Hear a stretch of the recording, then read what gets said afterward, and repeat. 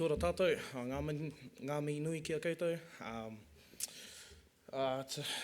Ko Jarrod Hape tōku ingoa, no Tāmaki nui āroa hau, ko Ngāti Kaununi te iwi. Today we're representing Ngāti Kaununi ki Tāmaki nui āroa. I've got James Kendrick here with me. No Tūhui ia, he's from Tūhui, Te Uruwera. He's taught us a lot of what we know, and he's also been here since the beginning of our taiao space, so a lot of what we do has an essence of what he's taught us. Also got Chrissy Marshall, she's no Wairoa ia, so sorry our Wairoa whānau, we snatched her up from these. And just another mihi, I guess, is fellow well known, obviously, Maury Black, a lot of what he's done for us, and he's also, a lot of what we've done in terms of our environmental plans has been built on the foundation he's also helped us build, so yeah.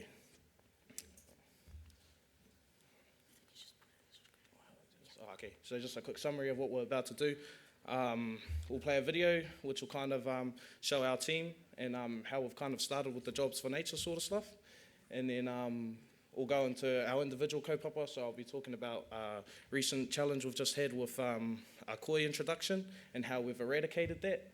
And then also Chrissy, who happened to join us through our environmental certificate we done through Te Awanuiarangi as our lecturer. She'll talk about how we upskilled our team. And then one of the biggest projects that's just happened in Aotearoa, Te Ahua Tūranga, which James has had a lot to do with. So, kia ora.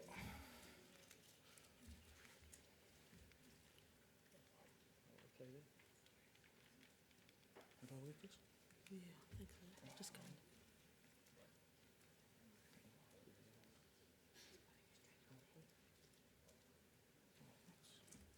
How do I work this? Do we gotta...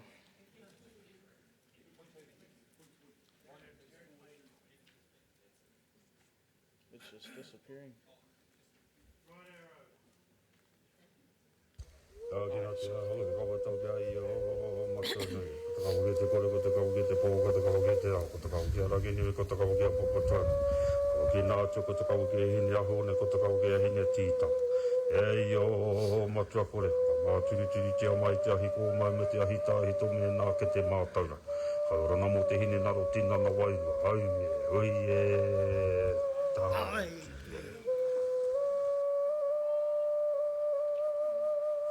Korohine te maunga.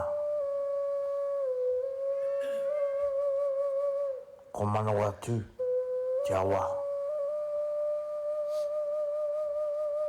Ko tāki tumu te waka. Ko Tāmaki nui aroa te whenua.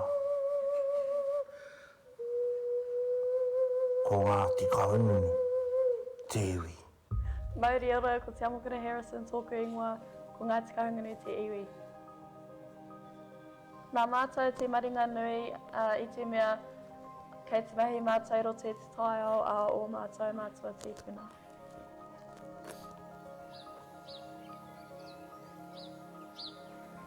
Nai rawe ngā mahi o te taiao, nei, nā te mea, nā mātou te whenua. Ko Carlos Ayers tōku ingoa, ko Ngāti Kaununi te iwi. If you get an opportunity like this to work out here, take it. You won't believe it, it's the best thing you could do. Well, for me personally, that's how I feel. And the experience you get out here, you know, learning new stuff, you get a lot of opportunities here. And not only that, you get to protect, you know, the whenua, the land. And obviously I take a lot of pride in that, so it's special to me. But yeah, if you get the opportunity, take it. Ko Jarrod Hape tōku ingoa, te iwi o Ngāti Kaungunu ki Tāmaki nui aroa. It's very humbling working out here at Awakura. I've worked indoor for the majority of my working life, and it's a nice big change to be able to come out here and work every day in the ngāhere. It's a great initiative by the government to do jobs for nature, to be able to get us back out here to connect with the land and protect the taiao. Kia ora koutou katoa, ko James Mason tōku ingoa, ko Ngāti Kaununi te iwi. I'm helping to protect our ngāhere, help the ecosystem within it by getting rid of all the pests. I love it. I find grounding here, freedom in doing that. I'm at home, killing the pests that are harming our native forests.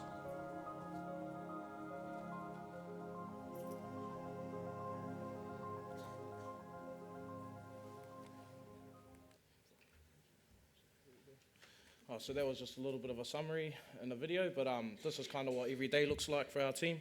So Ngā Mani Taiao is the name of our group. It's just the people with the ability to fly out and protect the taiao.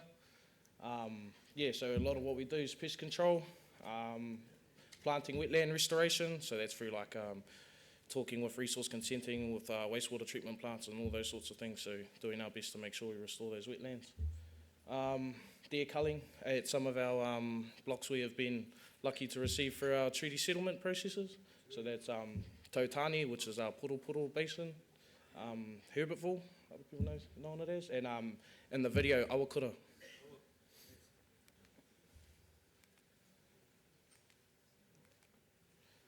So our recent challenge we've had was a koi eradication project. So long story short, what's happened is there's a farmer who's inherited some land, or bought some land in Ngai Pārururu, which is Mangatoro area of Tāmaki Nui Arua, which is towards the coast, slightly. And what's happened is he's basically purchased this farm, and he's inherited these koi that were introduced there. We don't know how long, it could have been decades, indicating the size of them.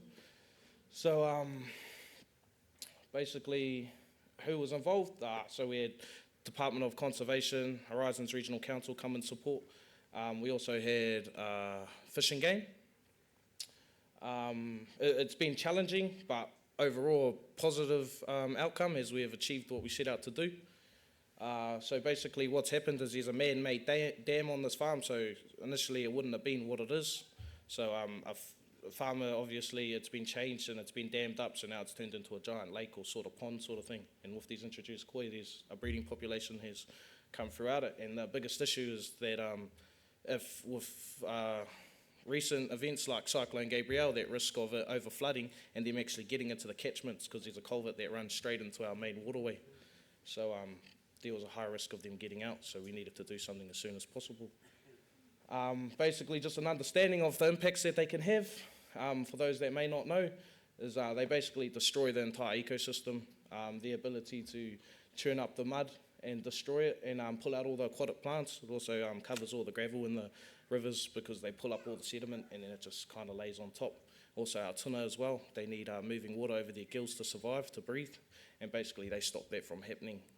And just a bit of a fact, in Waikato, our whānau up there who've struggled with them for a long time now, they make about 80 to 90% of their biomass. So, there's talk about them pulling out 800 in a day, and that doesn't even scratch the surface. So if this gets out, there's nothing you can do besides manage, and even that might not be enough. So we're in a bit of a hard place on what to do. Here's some photos. So that's our manawa tuawa, but you can see up here on the left, that's essentially what the water was like. You can't see all of it, but then also down on the bottom, this is kind of what the plan we done, which was to drain the pond, because it was the only way to get them.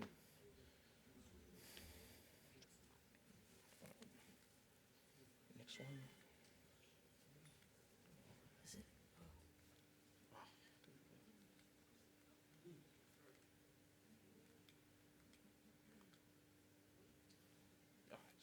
Sorry. It's sensitive, eh?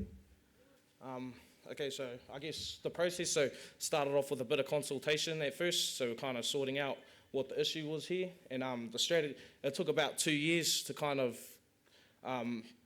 make a decision, because essentially the most effective way was to drain the pond and add rhodonone, which is something that destroys everything in its way, unfortunately, and I guess what we had to do was figure out how we do that and what's the best way, or if we do that, and what are our alternatives. So we spent 2 years trying to fish them, setting gill nets, all sorts of nets, 18 hinaki for several weeks. G-minnows, everything. But it got to the point where you try and set gill nets to trap them, they would just jump right over. It got to the point where I jumped in with a spear gun and had to shoot a few just to get something on the board. But got it done, and so we tried every way. And I guess, how do you justify the hard decision of going against what we would normally do to take that decision and drain it and then poison what's left? Because we're lucky that it's a controlled area, that it would have no effect on our waterways. So the way we looked at it is our Manawatuawa is the only river in the northern hemisphere that goes from the east all the way to the west. So that's the umbilical cord we have to the sea. And then also, we thought about it, we're not just protecting our own ecosystem, but we're protecting all other iwi and all other whānau from where the river starts to where it ends, which is Te Awaho, all the way to Foxton. So if they get out, that entire ecosystem from here to there, gone. You know, so there's just a bigger picture at hand, and we kind of had to apply that idea of conservation and preservation. So just a bit of what happened. So the result, about 125 koi were killed, and essentially we couldn't actually see all those smaller koi at the beginning because the river was just so deep and dirty. We done a lot of DNA testing, so the only native species that was in there was the eel, so all native insects didn't show up, no cockabillies. Like, it's just, that's how terrible the water quality is from the koi destroying it.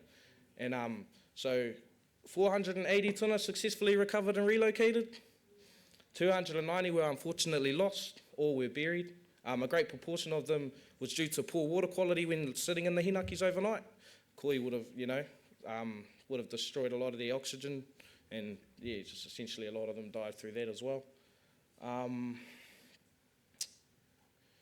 So, and in the end of it all, we managed to successfully eradicate them. We've got to wait 2 years to do some more testing to ensure that's what's happened. But I guess just at the end of it, at least we'll be able to say we did our part to make sure it didn't happen. Yeah, but yeah, kia ora. Kia ora tātou. So aroha mai to my wairo whānau. Standing up here. I am based in Wairo, but I do a lot of the admin side for our tile team in the RMA space. But I initially met the Tāmaki Nui Aroa whānau when I was a lecturer for Te Awanuiarangi. So just a little bit of as part of the upskilling of the whānau, as part of the Jobs for Nature you would have seen in the video, there was an opportunity for our kaimahi to obtain a tohu alongside some of the practical mahi they were doing out in the field. So to make up the course numbers, they had a really cool opportunity where they were able to partner with the whānau over the hill in Maupoko whānau over in Horo Whenua, and they made up a whole cohort together where all kaimahi as part of the Jobs for Nature program at the time, and they completed the Te Akapu Tile certificate in environmental studies. And it was cool because they were the Maupoko whānau were able to host the Kahununu whānau and share how they do their mahi to look after their puna. We had a noho over there, and then hear how some of their whānau are dealing with the council and the resource consenting space to do with their landfill. And then the Kahununu whānau and Tāmaki Nui Aroa were able to reciprocate and host them, show them how we do some of the possum predator trapping out at Awakura, and also some of the mahi and fish along the Akitio River. Kia ora.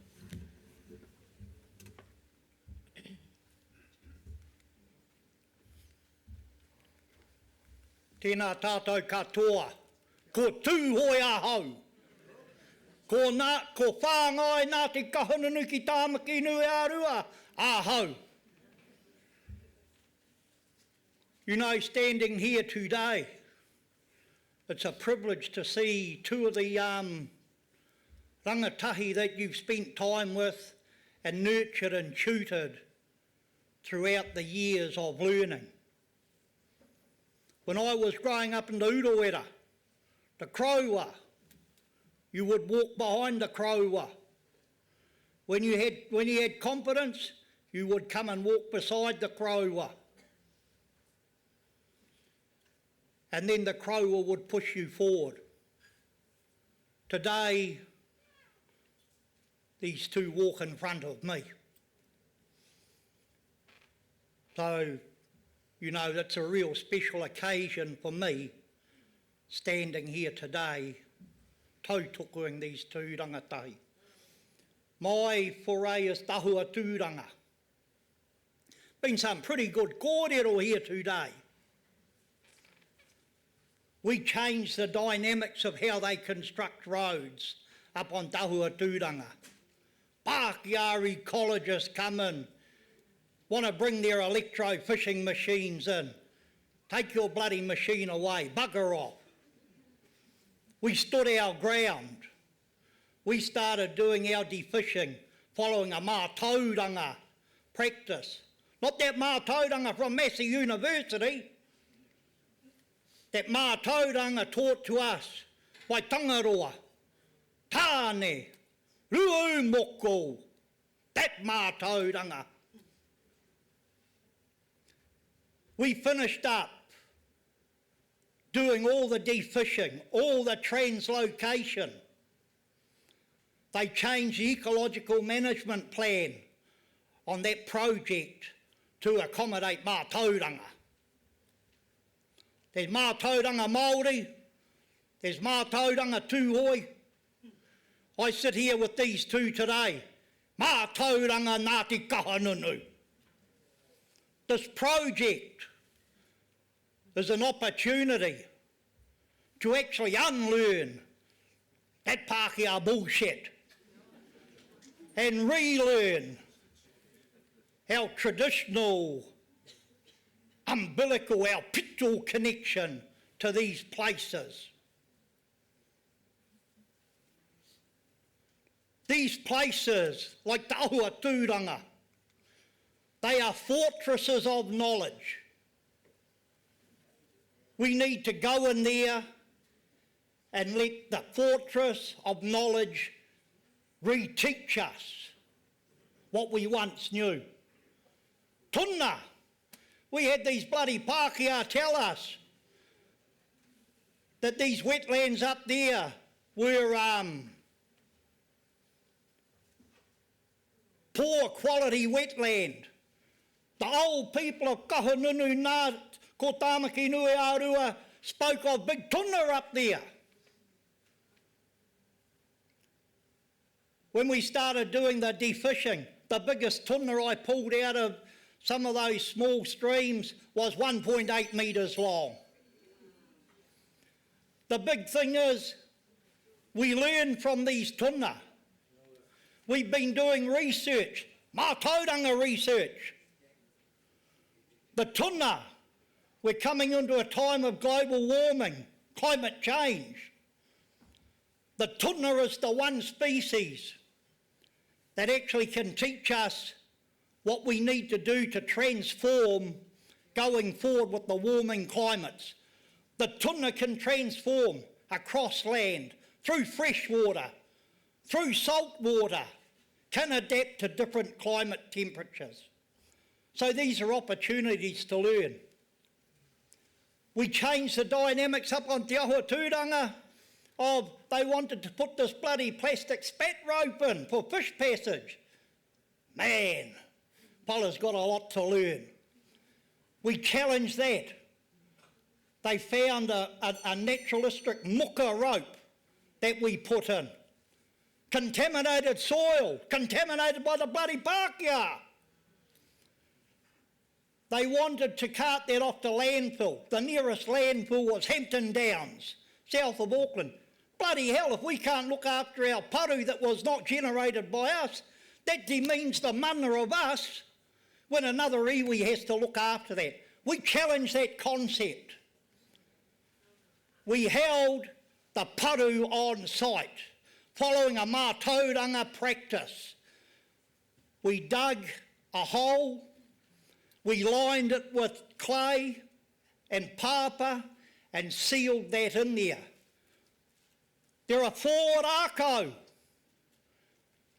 that come from the Ngāhere that will actually treat that paru from Papa, that paru, matai, miro, rimu, rata.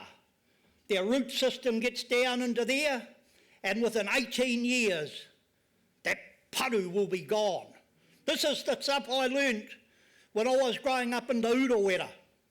This is the stuff that I teach these young ones here today.